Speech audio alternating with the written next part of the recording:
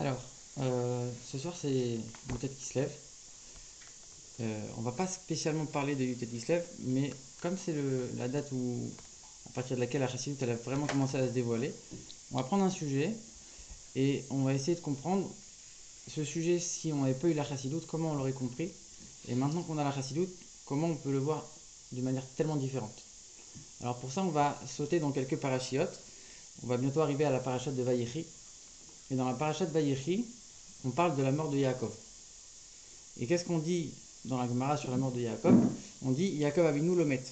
Yaakov, il n'est pas mort. Alors, dans la Gemara, il y a plusieurs commentateurs. Rashi, il dit tout de suite, il dit, ça veut dire quoi? Il n'est pas mort. Ça veut dire qu'il est vivant. Il est vraiment vivant. Il respire, il bouge. Il dit alors quoi? On a cru voir quelque chose. On a cru voir qu'on l'a enterré.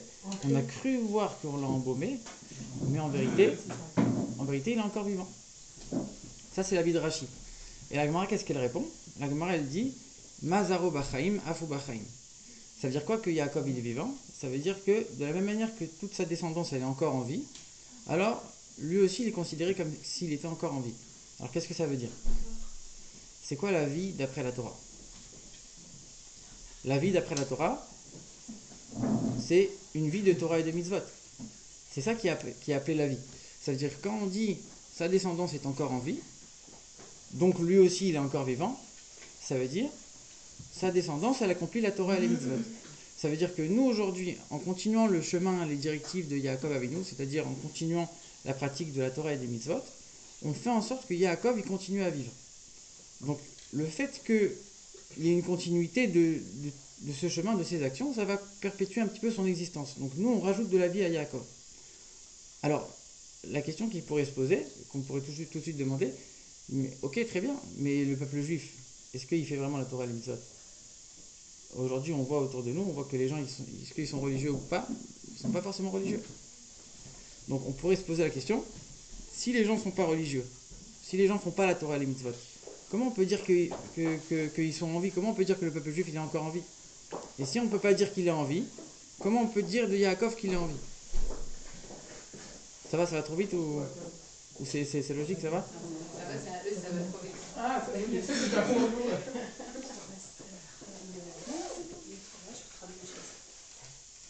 Désolée, on va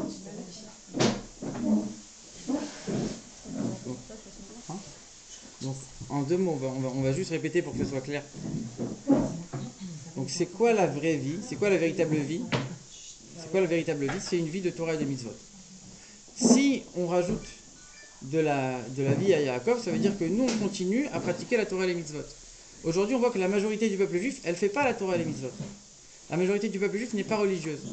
Alors, est-ce qu'on peut dire que Yaakov, pour autant, il est plus vivant? Ça veut dire que quelque part, ici, il faut savoir qu'est-ce qu'on va remettre en question. Est-ce qu'on va dire, la Gemara s'est trompée, Yaakov aujourd'hui, ça marche plus, on peut plus dire sur Yaakov aujourd'hui, Yaakov il est encore vivant, ou alors on va dire non. La Gemara, si c'est écrit dans la Gemara, c'est sûr que c'est vrai, et cette Gemara, elle se base sur un pasouk. Ça veut dire que ça, on ne peut pas remettre en question. Si la Gemara, elle dit, Yaakov est vivant, ça veut dire que Yaakov, il est vraiment vivant. Ça veut dire quoi, il est vivant? Ça veut dire que nous, aujourd'hui, on est encore vivant. Le peuple juif, il est considéré comme vivant. Ça veut dire que le peuple juif, il est considéré comme s'il faisait la Torah et les mitzvot. Alors comment ça marche? Moi, je vois les gens autour de moi qui font pas la Torah et les mitzvot, qui sont pas religieux. Et toi, tu me dis que oui, ils sont religieux. Donc les juifs, ils sont religieux, ils sont pas religieux. On est obligé de dire que oui. Si tu veux continuer à maintenir cette Gemara qui dit que Yaakov, il est vivant, tu es obligé de dire que les juifs, aujourd'hui, ils font la Torah et les mitzvot. Les juifs, ils sont religieux. Même si toi, tu le vois pas. Et c'est ça que Rashi dit. Il dit quoi? Il dit, on a cru qu'il était mort. Toi, tu crois que lui, il n'est pas religieux. En vérité, il est religieux. C'est toi qui ne le vois pas. En vérité, chaque juif, il est, oui, religieux. Seulement, toi, tu n'as pas les lunettes pour le voir. Toi, extérieurement, ce que tu vois, c'est quelque chose qui est un peu fictif, qui est un peu virtuel. Mais lui, il est, oui, religieux. Ça, c'est ce que les juifs, ils ont cru voir que Yaakov, il était mort. En vérité, il n'est pas mort. Ça, c'est toute la vision du rabbi, de voir comment on peut transformer un petit peu la vision qu'on a sur un juif. Ensuite, le deuxième sujet qui est abordé, c'est le fait que quand ils étaient en Égypte, et après pendant les 40 ans dans le désert, il y avait toujours les ossements de Yosef avec eux. Et les ossements de Yosef, en hébreu, on dit Atmot Yosef. On peut aussi le lire Atmut Yosef, l'essence de Yosef. Et on sait que le peuple juif, il est appelé Israël, il est appelé Yaakov, mais il y a certains endroits aussi, notamment dans Télim, où il est aussi appelé Yosef. Ça veut dire que quand on dit qu'il y a Atzmut Yosef, il y a l'essence de Yosef qui est encore avec eux, même en exil, même en Égypte, et même après dans les 40 ans dans le désert. Ça veut dire que l'essence du peuple juif, l'essence du juif, elle est encore là, même en exil. Ça veut dire quoi? Ça veut dire que le juif, même quand quelque part il est embourbé dans le monde, il est perdu dans ses plaisirs, dans ses mauvais penchants, etc., son essence, elle est toujours là. Et qu'est-ce qu'il faut faire? Il faut uniquement reconnecter le juif avec son essence. Ça veut dire que quelque part, on ne demande pas quelque chose de tellement difficile. Si tu me demandes d'amener chez lui quelque chose de nouveau qu'il n'y avait pas avant, là c'est assez difficile. On ne te demande pas d'amener quelque chose de nouveau chez le juif. On te dit en vérité, il y a déjà tout. Il y a déjà tout, tu as uniquement à dévoiler ce qui existe déjà. Donc en vérité, c'est très facile. Quand on s'arrête 2 minutes sur cette vision, on voit que, a priori, c'est complètement nouveau. Pourquoi c'est nouveau? Parce que cette sikha, elle a été dite il y a environ 30-35 ans. Et on va voir après pourquoi. Juste pour comprendre un petit peu le contexte, il y avait beaucoup de rabbins, beaucoup de gens qui avaient une grande audience, beaucoup de gens qui avaient une grande influence, qui disaient qu'il ne fallait pas du tout s'approcher des gens qui ne sont pas religieux, que ceux qui ne sont pas religieux, ils nous font du mal, ils pourrissent le peuple juif, et que à cause d'eux, on va avoir des malheurs. Ils ont même été jusqu'à dire, à cause d'eux, on va mériter une deuxième Shoah. Et c'était quelque chose qui était très répandu, c'était une idée qui était très répandue, à tel point qu'il y a 30-35 ans, il y avait une très grande opposition contre Chabad. C'est-à-dire, aujourd'hui, ça s'est largement atténué, mais à l'époque, c'était très très virulent, et c'était même de la violence physique. C'est-à-dire qu'il y a beaucoup de rabbinim qui vivaient à cette époque en Israël qui m'ont dit, quand les enfants Chabad ils marchaient dans la rue, ils se faisaient taper par d'autres enfants religieux. Ils se faisaient frapper, vraiment. Ça veut dire que c'était quelque chose qui était vraiment très palpable à l'époque. Il y avait vraiment une opposition contre Chabad parce qu'il y avait cette ouverture d'aller voir les autres juifs, de rapprocher les gens qui ne sont pas religieux. Et donc ici, le rabbi, sur la base de ce raisonnement, il commence à réfléchir et il dit, regarde, si toi tu prends un juif et tu vas faire quoi? Tu vas le menacer, tu vas lui dire à cause de toi, nous on va avoir des malheurs, ce que tu fais en vérité ça vaut rien, et à cause de toi, tu vas amener tellement de mauvaises choses qu'on va complètement t'écarter du peuple. Il dit avec ça, premièrement tu vas le décourager, deuxièmement tu vas l'éloigner, mais en plus de ça, ce que tu dis c'est complètement faux. Et là le rabbi il va dire 3 points qui sont extrêmement importants. Il dit non seulement tu le décourages, non seulement tu vas l'éloigner de la Torah et des mitzvot, mais en plus, premièrement, c'est faux. Deuxièmement, dire ça, c'est une insulte à Dieu. Et c'est une insulte au peuple juif. Pourquoi? Et le rabbi va développer chaque point. Donc, ici, le rabbi il souligne et il dit la seule et unique manière aujourd'hui de rapprocher un juif, c'est avec l'amour, c'est avec la paix, c'est de manière agréable, de manière gentille, etc. C'est la seule et unique manière de rapprocher un juif aujourd'hui. Pourquoi c'est le contraire de la vérité? Il y a une loi dans le Rambam qui dit que un juif qui a été capturé quand il était petit et qui a été éduqué chez les non-juifs, alors, qu'est-ce qu'on peut lui demander? Est-ce que c'est sa faute? Qu'est-ce qu'on veut de lui? Il ne fait pas la Torah, il ne fait pas les mitzvot. Est-ce qu'on va lui en tenir rigueur? Est-ce qu'il est coupable? Bien sûr que non. C'est pas sa faute.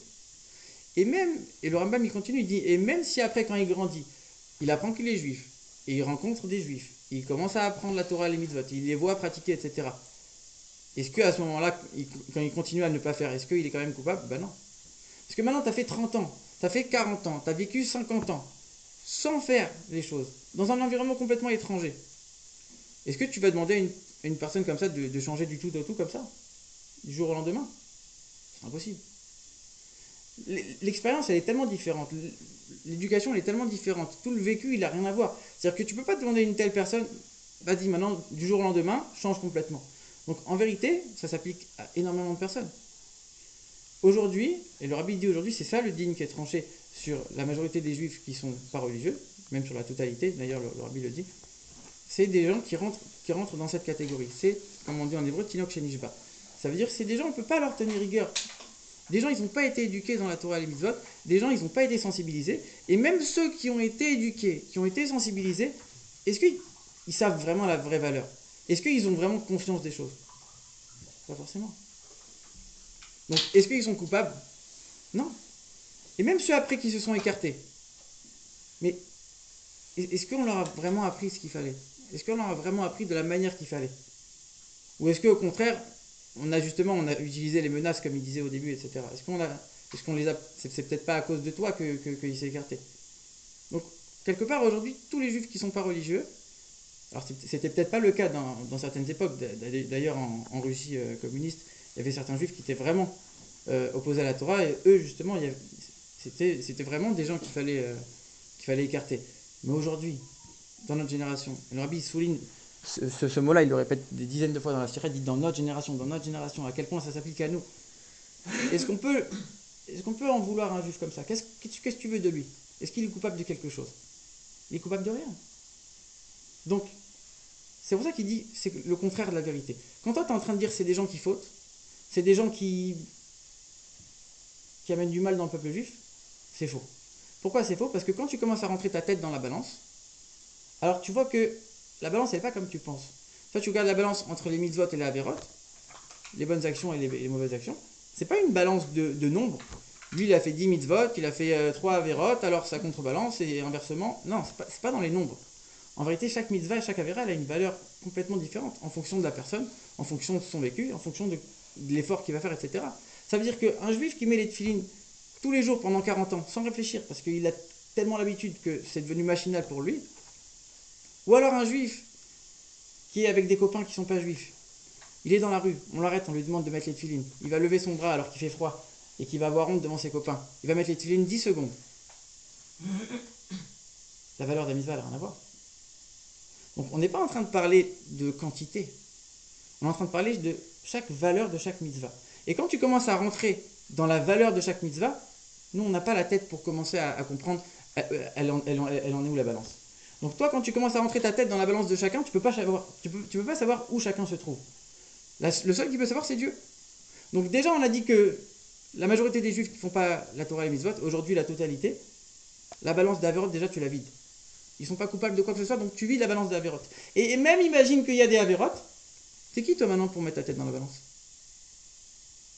Qui tu es toi maintenant pour dire lui il est pas, il est religieux, il est pas religieux? Ça se trouve sa balance elle est 10 fois meilleure que la tienne. Parce que toi t'en fais plein des mitzvot, mais des fois t'as fait une Avera, mais elle est tellement grave par rapport à ton niveau, elle a contrebalancé tout ce que t'as fait. Lui par contre, les Averot elles sont vides parce que c'est pas sa faute. Par contre il a fait 2-3 mitzvot, de la bombe. Alors quelque part sa balance à lui elle est 10 fois mieux que la tienne. Donc qui tu es toi pour mettre ta tête dans la Torah et les mitzvot? pour nous. Hein. On peut décourager. Non, Non mais alors attends, il faut bien recentrer ici parce que non c'est marrant parce que c'est pas la première fois que je fais ce cours et j'ai eu les mêmes remarques. C'est-à-dire que quand c'est des gens qui sont religieux, ils viennent et ils se vexent, ils disent alors quoi, nous ça fait 40 ans qu'on fait, ça vaut rien. Non, mais c'est pas ça que le rabbi dit. Ici le rabbi il parle pas aux religieux. Le religieux il doit pas se sentir visé, c'est à moi que le rabbi parle. Il doit se sentir visé dans le sens, le rabbi me demande à moi comment je vais regarder l'autre juif. Il ne doit pas me dire à moi, alors moi je suis un naze, c'est pas l'idée. Le rabbi il est en train de dire, toi religieux, comment tu vas regarder le juif qui ne l'est pas? C'est surtout dans ce point-là qu'il faut centrer les choses. Donc ça c'est le premier point. Comme on l'a dit, c'est complètement le contraire de la vérité. C'est pas vrai. Non seulement tu les décourages, non seulement tu les éloignes, mais en plus ce que tu dis c'est pas vrai. Deuxième point, il dit c'est une insulte à Dieu. Pourquoi c'est une insulte à Dieu? Il dit parce que quand tu es en train de dire quelque part tu vas être puni, tu mérites pas, c'est quoi l'image que tu donnes de Dieu? Le rabbi il donne une image, il dit tu es en train de dire c'est comme si Dieu, c'est un roi qui est cruel, il est assis derrière son bureau, il attend que le vase il se remplisse. Il se remplisse de quoi? De Averot. Il dit dès que le vase il est rempli, il se serre les mains, il dit ça y est, je vais les massacrer. Là c'est le moment, ça y est, je suis content, le vase il est enfin rempli, je vais m'éclater. C'est ça Dieu? C'est ça un respect de Dieu? C'est comme ça que tu vois Dieu? Et il faut faire très attention parce que dans cette sikha, le rabbi donne énormément de références parce que 195 références. Le rabbi documente énormément et c'est pas toujours le cas parce que quelque part c'est pas quelque chose qui qui est juste la vision du rabbi, c'est juste la vision de Chabad. Le rabbi montre à quel point c'est en vérité, c'est juste la vision de la Torah. Et c'est pour ça qu'il y a énormément de références pour montrer cette idée, en vérité, elle est présente partout dans la Torah. C'est l'essence même de la Torah. Donc il y a énormément de références. Il dit, mais ça manque le nombre de références où on voit que Dieu, c'est un Dieu miséricordieux. Quand on dit les 13 attributs de miséricorde, on dit Hachem, Hachem, 2 fois Hachem. Pourquoi? Parce qu'il est miséricordieux avant la faute et après la faute. Après on dit quoi? On dit quel c'est aussi un nom de miséricorde. Aucun nom de rigueur, aucun nom de gvura. Ça manque les endroits où on dit dans la Torah que Dieu est miséricordieux, que Dieu c'est un avarachamim, que Dieu il est bienveillant. Ça manque les endroits que toi tu as été trouvé l'image qui va complètement à l'opposé de ce que Dieu il est vraiment. C'est pas juste que tu t'es trompé, tu as été complètement à l'inverse. Ça manque le nombre d'endroits, ça manque le nombre de références. Et d'ailleurs il y a un midrash qui pose la question, qui dit qu'est-ce que Dieu il fait depuis qu'il a créé le monde? Qu'est-ce qu'il fait de ses journées?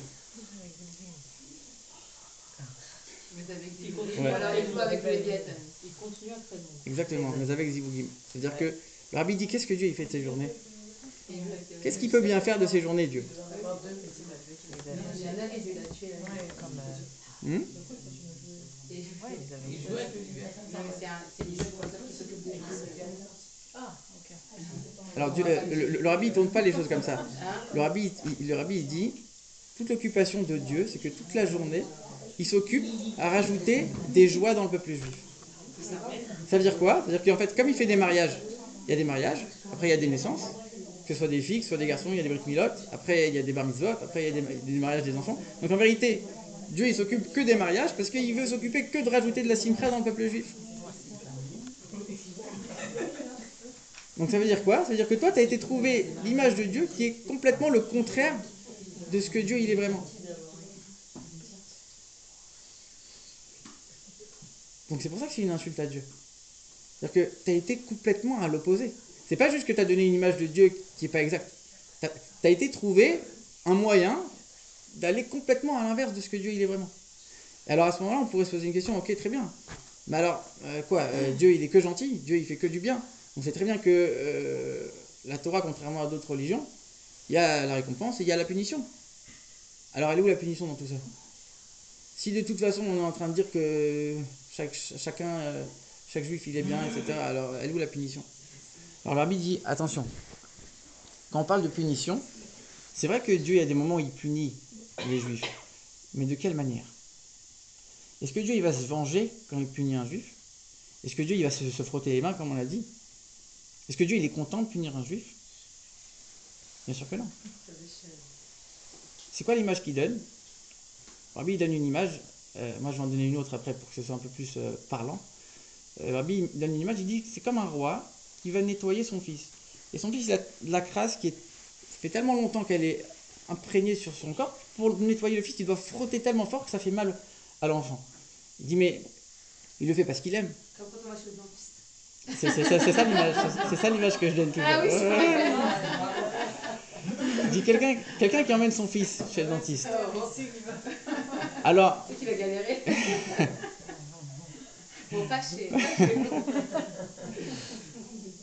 quelqu'un qui emmène son fils chez le dentiste, il sait que le fils il va souffrir. Et pourtant le père, c'est lui qui l'emmène. Et c'est lui qui paye. Et il va le voir pleurer, il va le voir hurler, il va le voir... Mais quand il va le voir hurler, lui aussi va pleurer. Il y a, justement, en plus, cette semaine, il y a un père, il a amené son fils, et il me disait, mais... Et lui-même, il souffrait en même temps. Il disait, mais c'est la première fois que je ressens ça, que je souffre pour l'enfant. Ça veut dire que, au moment où le fils il va se faire soigner, il va hurler. Qui l'a amené? C'est toi. Qui a payé? C'est toi. Mais pourtant, quand il hurle, tu pleures avec lui. C'est-à-dire que c'est ça qu'il dit. Il dit, et ça c'est écrit dans la Gemara, quand un juif il a mal, c'est écrit la shrina a mal. Quand un juif il a mal à la tête, la shrina a mal à la tête. Il a mal au bras, la shrina a mal au bras. C'est-à-dire quoi? C'est-à-dire que Dieu il souffre avec le peuple juif. Et encore, il y a encore plein de psukim que le rabbi cite, Imo Anochi Betzara, etc. pour dire, quand il y a une punition, c'est vrai, on n'est pas en train de dire que la punition n'existe pas. Mais quelque part, Dieu il la désire pas la punition. Et quand il l'a fait, il n'est pas content. Et il souffre en même temps que le juif. Il n'a pas le choix parce que c'est un système que Dieu il a créé. On ne va pas rentrer dans ça, c'est tout un autre cours. Pourquoi Dieu il a créé ce système pour agir dans le monde? Il y a un système qui est comme ça. Donc la punition, elle existe, oui. Mais est-ce que Dieu il a un plaisir à faire ça? Est-ce que Dieu il se réjouit de ça? Bien sûr que non. Donc cette image, c'est pour ça qu'elle est complètement fausse et c'est une insulte à l'image qu'on pourrait avoir de Dieu. Troisième point, il dit c'est une insulte à tout le peuple juif. Pourquoi? Parce que quelque part, si tu es en train de mal parler des juifs, alors tu es en train de mal parler des enfants de Dieu. Donc un père, quand il entend quelqu'un qui critique son fils toute la journée, et même s'il sait que c'est vrai, tu vas lui dire ouais, tu sais, il est turbulent, il a fait ça, il a fait ça, il a fait ci, il a fait une crise et encore, il a fait une bêtise. Ok, je le sais. Je sais très bien qu'il est comme ça. Je le sais. Si tu me le répètes, qu'est-ce que ça va faire? Tu as ajouté quelque chose? Je le sais déjà. La seule chose que tu as ajouté, c'est que tu m'as énervé, c'est que maintenant c'est que maintenant je vais être blessé, je vais être triste. Tu m'as rappelé que mon fils il était pas bien. Donc qu'est-ce que tu as fait en faisant ça? Donc c'est contre le respect qu'on pourrait avoir pour les juifs. Et le rabbi il continue en disant, en donnant un exemple, il dit que quand alors on a l'exemple de Moshe Rabbeinu qui a mal parlé, qui a dit ils vont pas me croire. Et avec ça c'est très léger en disant ils vont pas me croire. Tout de suite la main elle est devenue lépreuse. Et le rabbi donne encore un exemple un peu plus frappant sur Yeshayahu Hanavi. Et il dit que dans le Yalkut Shimoni, on dit que Yeshayahu c'est le plus grand de tous les prophètes. Et il dit Yeshayahu, tout grand qu'il était, il a dit quoi? Il a dit un moment, il dit à Dieu, il dit je suis parmi un peuple qui a les lèvres impures. Et franchement, vu l'état du peuple à cette époque-là, c'est ultra soft. C'est-à-dire qu'il a dit un truc, franchement, c'est rien du tout. Il s'est retenu. Je suis parmi un peuple qui a les lèvres impures. Maintenant, c'est un peuple qui faisait l'idolâtrie, c'était une catastrophe à l'époque. Je suis un peuple parmi un peuple qui a les lèvres impures. Qu'est-ce que Dieu il a fait tout de suite? Tout de suite, il s'est fait punir. Il dit comment tu parles de mon peuple? Et en fonction des versions, en fonction de comment on interprète là-bas, en tout cas, il y a un ange qui est venu, qui lui a fait un coup sur la langue, qui lui a brûlé la langue, en fonction de comment on comprend l'explication. C'est-à-dire que Yeshayahu, tout grand qu'il était, tout le plus grand des prophètes qu'il était, il a dit un tout petit truc, un peu, qui sortait un petit peu du cadre sur le peuple juif, il se fait éclater direct. Direct. Et toi, t'es qui maintenant pour parler? T'es Yeshayahu, toi? Et toi, tu le dis pour le bien du peuple juif? Qui tu es maintenant pour parler du mal? Qui tu es maintenant pour faire des menaces? Qui tu es maintenant pour commencer à rentrer dans la balance des juifs?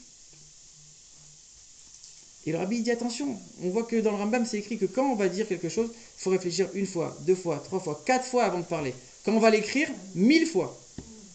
1000 fois. Et il dit, et toi non seulement que tu le dis, non seulement que tu l'écris, et en plus tu le diffuses dans le monde entier. Alors que c'est complètement un mensonge. Et après le rabbi commence à parler de la Shoah. Alors il faut savoir que dans cette sikha, le langage du rabbi il est très particulier. Et on voit que le rabbi il s'arrête en plein milieu de plusieurs phrases en disant Chas v'shalom, Rahman al-Islam, et plusieurs fois, encore une fois. Il s'arrête en plein milieu de la phrase. Et il le dit deux fois. Jamais on voit le rabbi qui parle comme ça. Avec des mots dans la sikha qui sont surlignés, des mots qui sont en gras. On voit que le rabbi crie. En plus, c'était un jour de jeûne. C'était le jour du dit Tevet. Le rabbi crie. Tellement que c'est des choses qui le révoltent. Et le rabbi il termine en parlant de la Shoah. Encore une fois, on l'a dit, ces gens-là qui faisaient la menace en disant à cause de vous, on va avoir une deuxième Shoah. Le rabbi lui-même, il a vécu la Shoah. Faut pas commencer à le chauffer avec la Shoah. Ça, le rabbi, il saute de son siège. Il dit une deuxième Shoah. Donc en vérité, tu es en train de dire quoi? Tu es en train de dire que la première Shoah, elle était oui justifiée. Parce que si tu dis maintenant, à cause de nos fautes, on va mériter une deuxième Shoah, ça veut dire qu'en vérité, la première Shoah, elle était oui, mais c'est quoi? Tu es en train de justifier la Shoah? Tu es en train de dire que les 6 millions de juifs, c'est bien fait qu'ils soient partis. Tu es en train de leur cracher au visage à ce point-là? Mais je comprends pas. Mais à quel moment tu peux dire une chose pareille? À quel moment tu peux... Le rabbi dit, mais de dire des phrases que je peux même pas répéter, le rabbi dit. Il dit des choses qu'on peut même pas répéter. Tellement elles sont horribles. Et tu dis ça en public, et tu diffuses ça dans tout le peuple juif.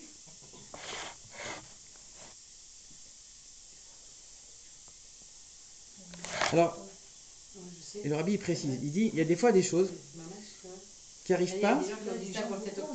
C'est pour ça que j'en parle. C'est pour ça que j'ai choisi cette sikha. On va en parler. On va en parler. Le rabbi dit, il y a des choses des fois qui ne sont pas une punition par rapport à quelque chose qui a été fait. Ça veut dire que, alors, encore une fois, ça c'est pas dans la sikha, c'est un exemple que je donne. Bon, tout le monde, à chaque fois que je dis l'exemple, dit ah, mais c'est juste pour comprendre. Imaginez un enfant qui fait une bêtise. Alors, qu'est-ce qu'on va faire? On va le punir. Un Marocain, il va le taper un petit peu, ok, c'est bien. Mais un père qui va prendre l'enfant, qui va sortir 2 couteaux, qui va lui crever les 2 yeux, qui va lui casser les jambes, qui va l'emmener à l'hôpital. Est-ce que il y a quelqu'un qui va venir et te dire mais tu comprends, il a dessiné sur le mur.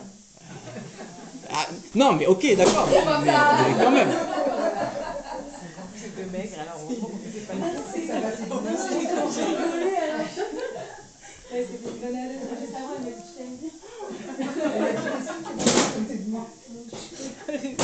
ça m'a mon anniversaire.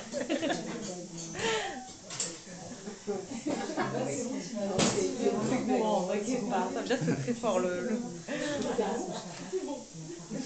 Tout va bien. Est-ce qu'il y a quelqu'un qui va oser dire un truc pareil?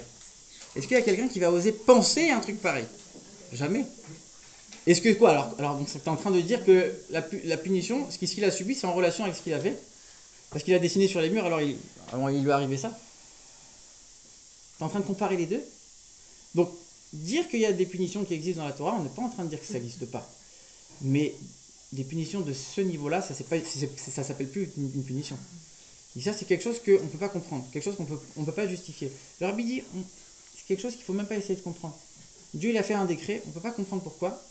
C'est un décret, tu ne discutes pas, on ne comprend pas et on ne comprendra pas. Et le fait même d'essayer de comprendre, le fait de vouloir comprendre quelque chose comme ça, pourquoi c'est pas bon? Parce que si tu comprends, alors tu justifies. Et si tu comprends, eh ben, tu enlèves ta sensibilité pour l'autre. Parce que tu es en train de dire, ah oui, mais parce que tu sais, il y avait telle et telle raison. Alors, quelque part, tu enlèves le sentiment d'empathie que tu étais censé avoir. Si tu continues à ne jamais justifier, alors tu vas constamment ressentir quelque chose pour ce qui s'est passé. Si tu commences à dire, non, mais tu sais, les Juifs de l'époque, ils étaient assimilés, et grâce à ça, on a eu Israël, etc., et toutes les bêtises qu'on entend. Donc, en fait, première chose, tu es en train de cracher à la figure des 6 millions de morts. Deuxième chose, tu es en train d'enlever tout le sentiment d'empathie qu'on était censé avoir. Et le Rabbi dit, mais si ton truc, il est vraiment vrai, pourquoi dans toutes les prières, et ça, le Rabbi dit, dans toutes les chitotes, peu importe la Ashkenaz, Sepharad, peu importe le noussar de la prière qu'on va faire, dans toutes les chitotes, quand on va faire El Malé Rachamim, ou chez nous on dit Avar Rachamim, on dit quoi? On dit, et le Rabbi cite le verset, il dit quoi? Minkom Nikmad Damavadav Ashafour, que Dieu va venger le sang de ses serviteurs qui a été versé. Il dit comme c'est écrit dans la Torah, Idam Avadam Yakom, que Dieu il va venger le sang de ses serviteurs. Il dit quoi? Nikmad Damavadecha Ashafour. Tu vas venger le sang de tes serviteurs qui a été versé. Donc, par là, tu es en train de dire quoi? Tu es en train de dire que ceux qui sont morts, c'était tes serviteurs.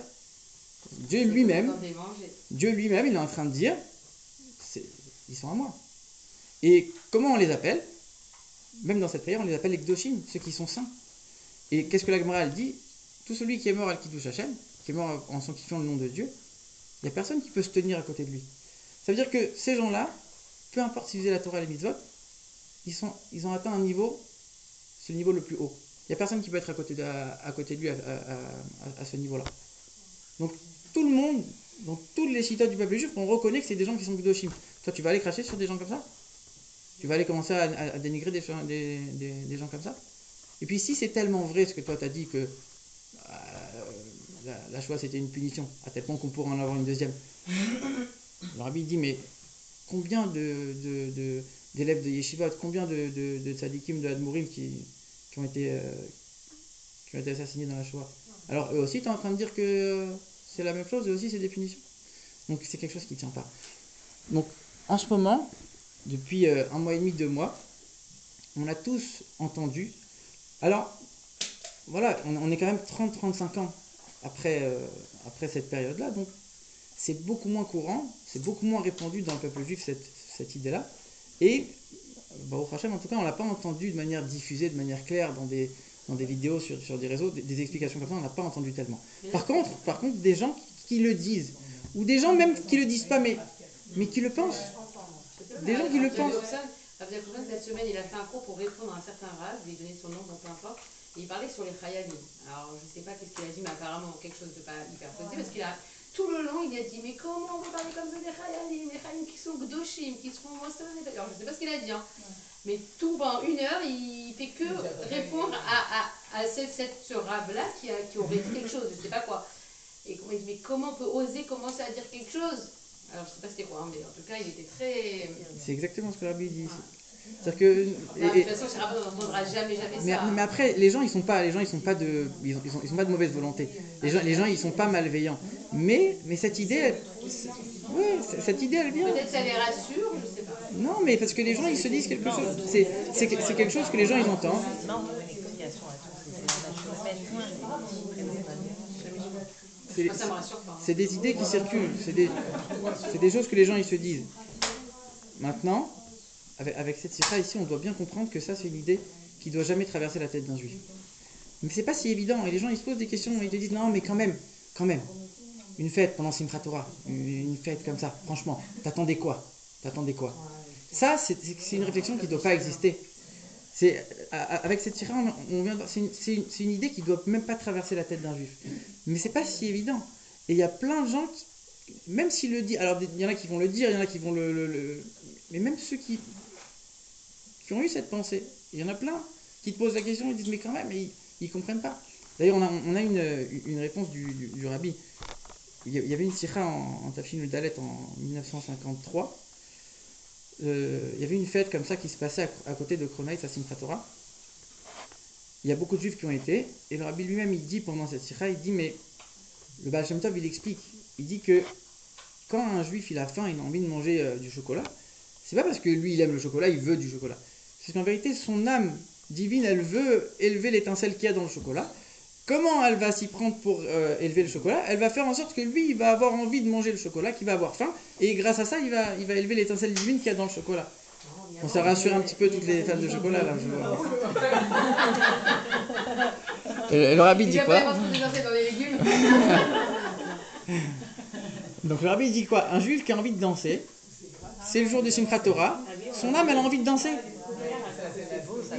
Son âme, elle a envie de danser, c'est le jour de Simchat Torah. Et le rabbi précédent, il dit que quand c'est le jour de Simchat Torah, la joie, elle règne dans le monde. Un juif, il a envie de danser à Simchat Torah. Seulement quoi?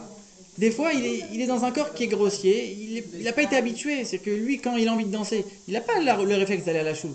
Il n'a pas le réflexe d'aller à la synagogue. Il a envie de danser où il va aller, dans les endroits que lui, il connaît pour danser.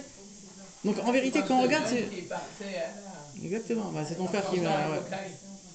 Mais c'est vrai que chaque année, elle est faite pour Simchat Torah, apparemment, ça fait fort. Parce que c'est comme ça, c'est... J'ai compris, c'est chaque Simchat Torah, ils font cette Torah comme ça. Oui, c'est la Torah de Souka, Voilà, c'est tous les soirs de... En fait, c'est pour... C'est tous les soirs des Simchat Shoeva qui veulent faire.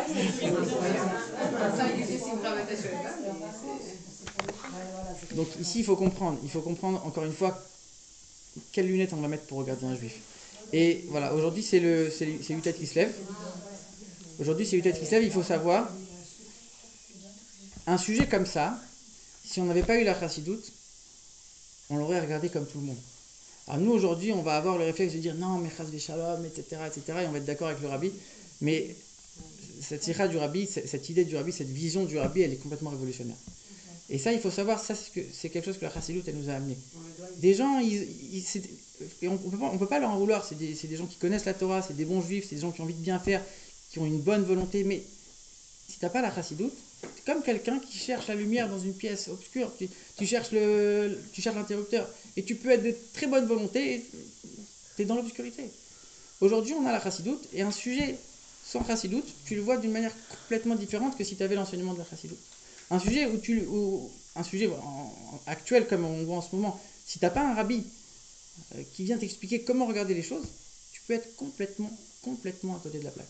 Et ici, on ne parle pas des gens qui ne connaissaient pas la Torah, c'est des gens qui étaient des rabbanim, des gens qui avaient une très grande connaissance, qui avaient énormément de gens qui les suivaient, énormément d'élèves, etc.